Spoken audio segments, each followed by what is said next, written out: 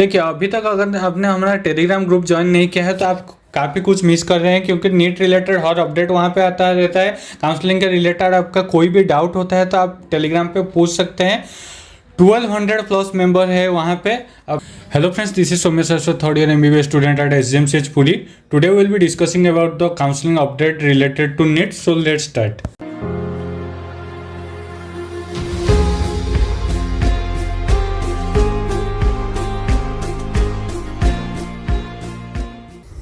देखिए, इस चैनल पर काउंसलिंग रिलेटेड का फर्स्ट राउंड हो गया, सेकंड राउंड हो गया, थर्ड राउंड, हर राउंड का वीडियो आएगा। अगर आपने अभी तक चैनल को सब्सक्राइब नहीं करके रखा है तो सब्सक्राइब कर दीजिए अभी, क्योंकि आपको काउंसलिंग में काफ़ी मदद मिलने वाला है इस चैनल से। एंड काउंसलिंग एक हेक्टिक प्रोसेस है, एंड अगर आप चाहते हैं मुझसे काउंसलिंग करवाना तो एक बहुत ही कम प्राइस पे आप मुझसे काउंसलिंग करवा सकते हैं। अगर आपको लगता है कि काउंसलिंग में कुछ गलती हो सकता है एंड आपका एक्सपीरियंस ही नहीं है तो आप मुझसे पेड काउंसलिंग करवा सकते हैं। इसलिए आपको डिस्क्रिप्शन और पिन कमेंट में लिंक मिल जाएगा। बहुत ही कम स्लॉट्स बचे हैं, क्योंकि मैं सबको, जितने भी स्टूडेंट्स मेरे से काउंसलिंग करवाते हैं, मैं उनको फुल टाइम देना चाहता हूँ। जब तक वो कॉलेज पहुँच जाए तो वो जाकर लिंक में DM कर सकते हैं। So coming to the updates. So first updates हम देख सकते हैं कि इस नेक्स्ट 5 ईयर्स में गवर्नमेंट प्लान कर रहा है कि 75 के सीट्स इंक्रीज हो। आपका एक क्वेश्चन रहेगा कि इस साल कितना सीट्स इंक्रीज होगा। सो मैं आपको आगे चल के बताऊंगा कि जो सर्कुलर आया था, जो आपको डर लग रहा है कि इस साल कोई भी सीट नहीं बढ़ेगा, उसको भी मैं आगे बताऊंगा। आप बस वीडियो को पेशेंटली देखिएगा। जो ये सीट्स रहने वाला है, ये UG प्लस PG को कंबाइन करके गवर्नमेंट ऑफ इंडिया चाह रहा है कि बढ़ाने को। नेक्स्ट 5 ईयर का ये प्लान है। गवर्नमेंट ऑफ इंडिया अभी हेल्थ सेक्टर में इम्प्रूवमेंट चाहता है, एंड होना भी चाहिए, क्योंकि जो पॉपुलेशन है एंड पर डॉक्टर जितने पेशेंट्स हैं, जो हेल्थ फैसिलिटी है वो काफ़ी वीक है अगर हम देखें दूसरे कंट्रीज को। सो श्योरली ये होना ही चाहिए था, एंड ये एक अच्छा इनिशिएटिव है गवर्नमेंट ऑफ इंडिया से। नाउ एक इंटरेस्टिंग अपडेट आया है कि नॉन टीचिंग गवर्नमेंट हॉस्पिटल्स, जिसमें भी 220 प्लस बेड्स होंगे, can now be designated as teaching institute.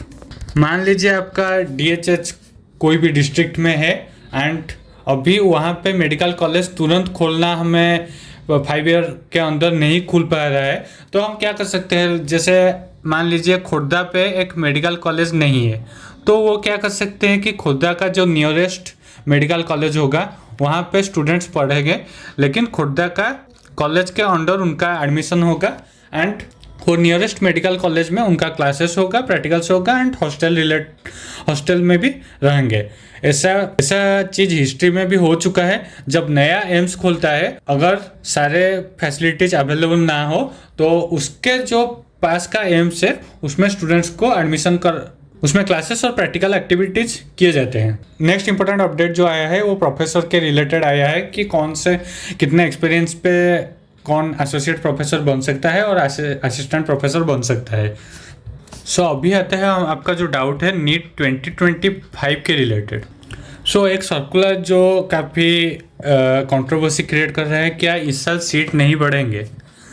मैं आपको ये बताना चाहूँगा कि अगर गवर्नमेंट ऑफ इंडिया प्लान कर रहा है कि 75 के सीट्स नेक्स्ट 5 ईयर्स में बढ़े, तो इस साल क्या वो एटलीस्ट 5 to 10 के सीट्स नहीं बढ़ाएंगे। आप लॉजिकली चीज़ों को समझिए।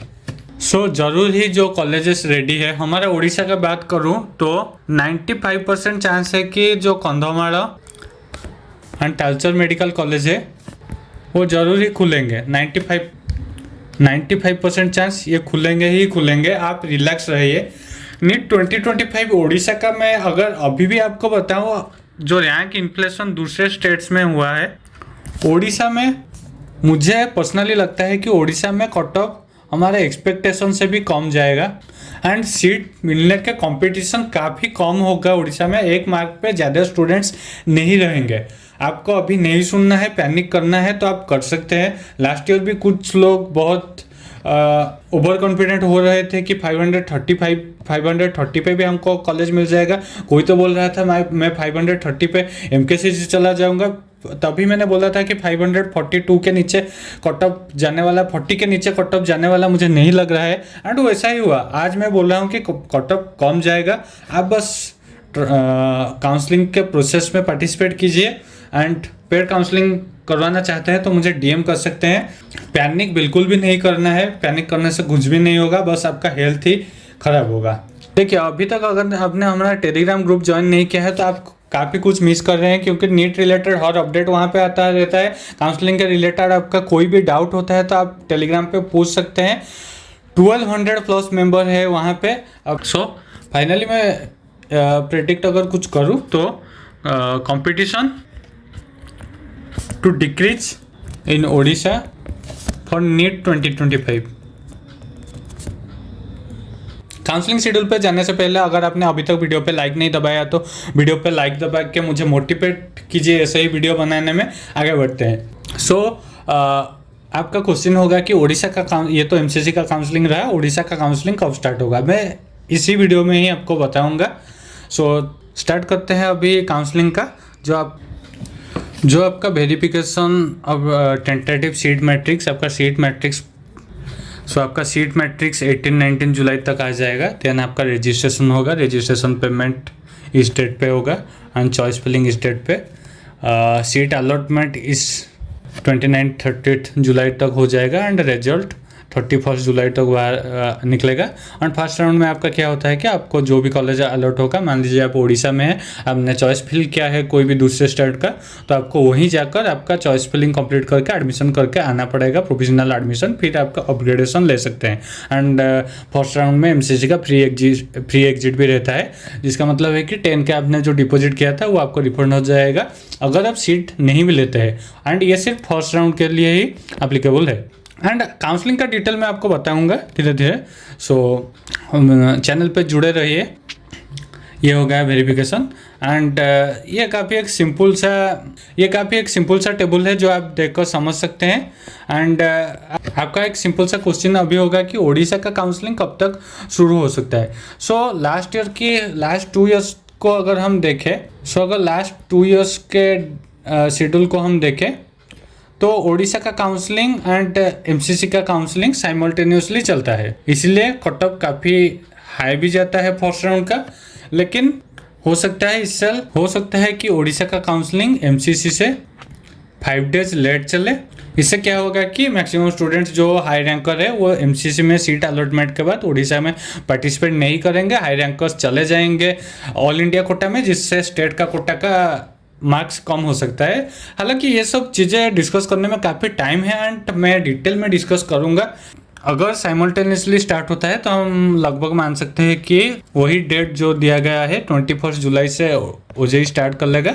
लेकिन जो चॉइस फिलिंग वगैरह वो 5 दिन के बाद after 5 days of MCC minimum रहेगा। ये 10 डेज भी हो सकता है या 15 डेज भी हो सकता है। जितना लेट हो वो आपके लिए अच्छा रहेगा, क्योंकि मैंने जैसा कि बताया स्टूडेंट्स ले जाएंगे ऑल इंडिया कोटा में एडमिशन एंड आपका स्टेट में सीट मिलने का प्रोबेबिलिटी बढ़ जाएगा। सो बहुत ज़्यादा इस चीज़ में पैनिक या एक्साइटेड होने की ज़रूरत नहीं है।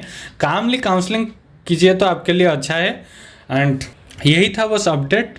एंड डिटेल वीडियो आएगा जैसे जैसे काउंसलिंग का अपडेट्स आएगा, ओजेई का नोटिफिकेशन आएगा, इसलिए चैनल को सब्सक्राइब करके रखिए। आशा करता हूँ कि ये वीडियो आपको पसंद आया होगा। अगर वीडियो पसंद आया है तो वीडियो पे लाइक दबाएं एंड कोई भी डाउट होता है तो आप मुझे कमेंट सेक्शन या इंस्टाग्राम पे डीएम कर सकते हैं। जल्द ही मिलेंगे नई वीडियो पे। Thank you.